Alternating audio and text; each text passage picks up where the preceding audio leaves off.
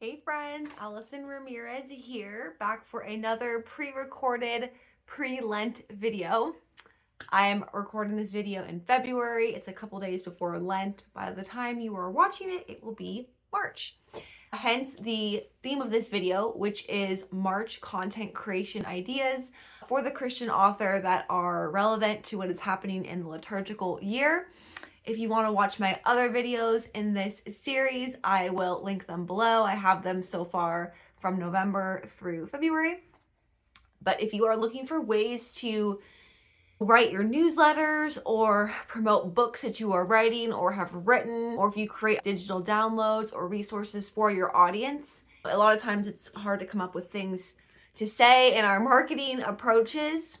But if you can find feast days and themes and events happening in the liturgical year, it can make your marketing and your ministry feel more natural. Without further ado, let's jump right in. So beginning with the overall dedication of the month. So the beautiful thing about the liturgical year is that each month has its own theme.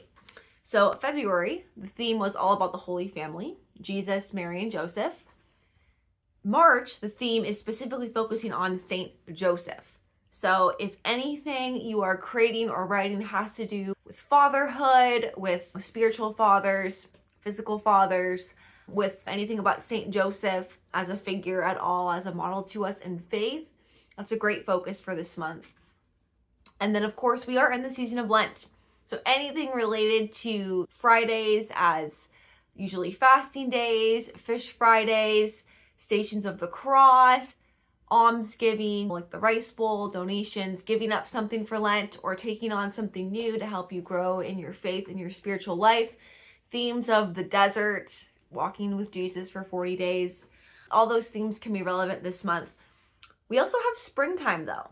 So we are also switching seasons in the actual calendar year. This year, the first day of spring is on March 20th. New growth, new beginnings, flowers, blossoming, sorts of themes like that can be helpful as well to focus on this month. And then going through the specific feast days of the month, starting with March 3rd, we have the feast of Saint Catherine Drexel. Then March 7th, we have the feast of Perpetua and Felicity. And then March 8th is the official daylight savings time. So we spring forward. So it's going to be lighter, more sooner. So you can talk about, again, themes of light, coming out of winter, coming out of darkness. What does new beginnings and growth look like?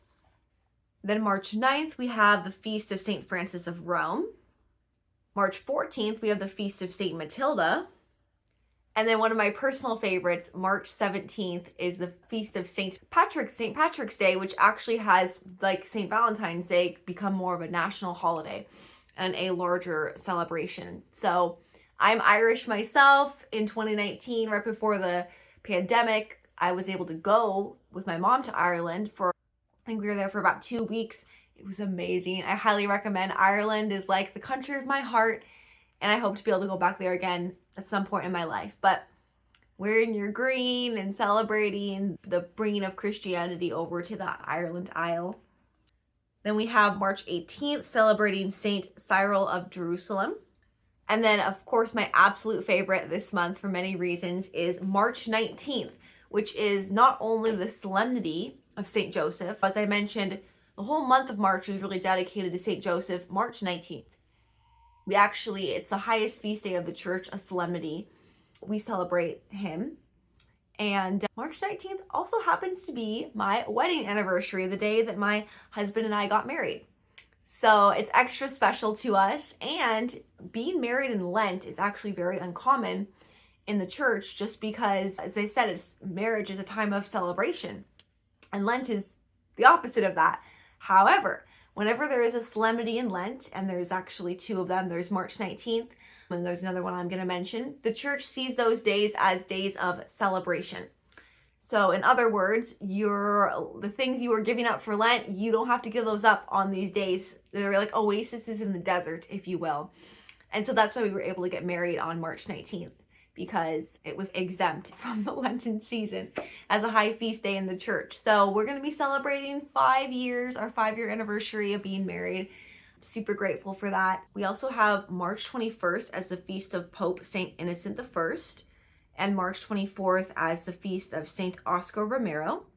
So then the other solemnity is March 25th, a few days later, which is the Annunciation of Mary. So this is when the angel Gabriel comes to Mary and asks her if she is willing to become the mother of our Lord. And if she says yes. So this is another day where you don't have to adhere to any of the Lenten practices. It's like a day of celebration, March 25th. Also, the 9-month novena starts on this day. It runs from March 25th to December 25th, Christmas Day, which is basically over the 9 months that Mary is pregnant with Jesus. I did the 9-month novena last year, and it was really beautiful. It's definitely a commitment because every day you are committing to this novena prayer and you're specifically praying for 3 intentions. It's called the Impossible Novena.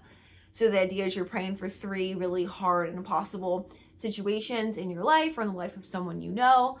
But I did that. I stuck with it through the whole 9 months, and it was really beautiful. So if you're looking for some faith tradition to start or even to talk about in your ministries, the Impossible Novena starting then is a good one.